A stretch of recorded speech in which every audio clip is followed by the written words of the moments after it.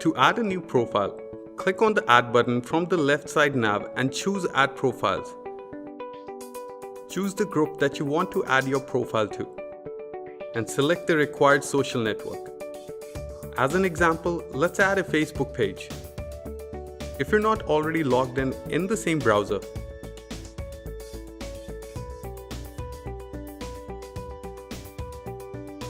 log in and provide with required authorizations.